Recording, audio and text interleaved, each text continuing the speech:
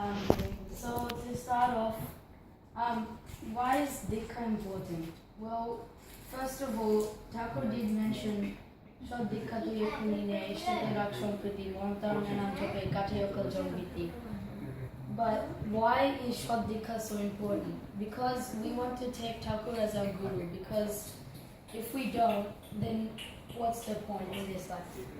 Like, if we take Thakur as a guru, as we know Thakur is the God, then that just means that we are following him and we know that he's really our God. So if we don't follow him, then what's the point in having him as our, what's the point in having this Satsang if we don't even follow him? That's why we need to communicate to everyone else. Jajon jajon ishtriviti kolekate mohabiti. That's why we need to communicate to everyone else that the more talking and sayings we do about God, the more others get to know about him and the more disciples we can have, as Thakur told us to do so. With that, we must be all respectful to others as we are all humans. Like, for example, our parents, we must all be respectful to our parents. So if a child can be respectful to their parents, then they can be successful in their life. These sorts of respect must be shown, and otherwise you have not played your role as a human.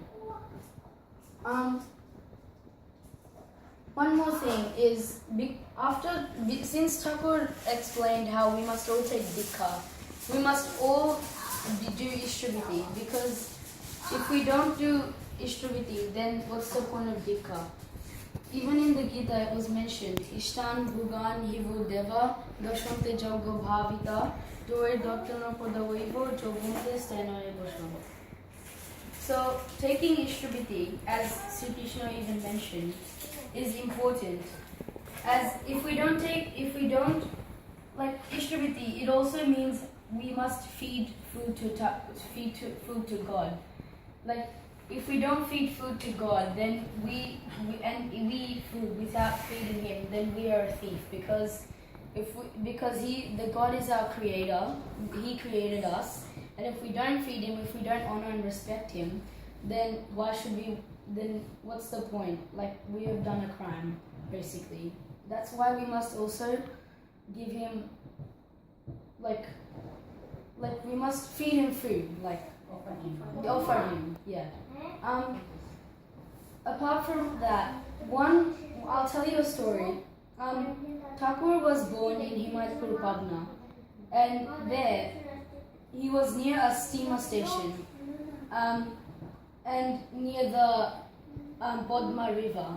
Now, one of Thakur's disciples, Kishrimun, he wanted to, because he's a human, and it's not like, when we think about it, if someone comes to us and tells us that they are God, we will find that hard to believe. And just like that, because Kishrimun is a human, he found that hard to believe that Thakur is the God.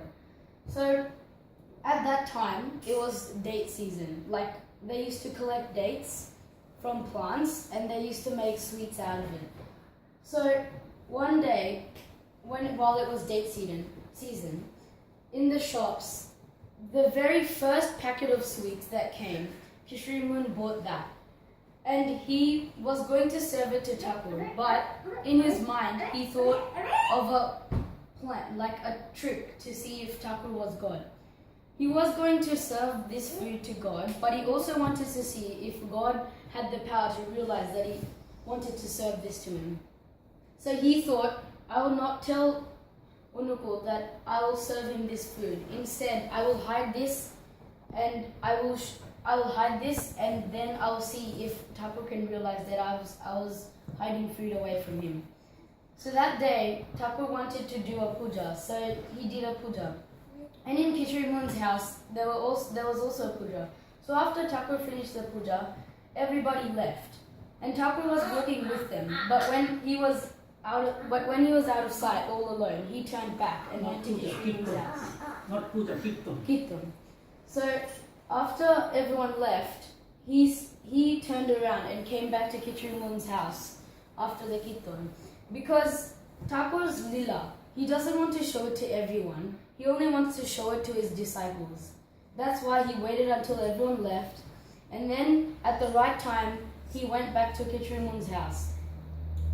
And at that moment, he went into Kitrim's room and then asked him, Kitrimun, I'm hungry. Could you please give me some water and food? So then Kitrimun went and gave him a glass of water, just like a disciple would do. So after Thakur drank that water, he said, Kitrimun, where's my food? You forgot to give me the sweets. And Kitrimun was confused. No, I don't have anything today. I have nothing to give you. What are you talking about?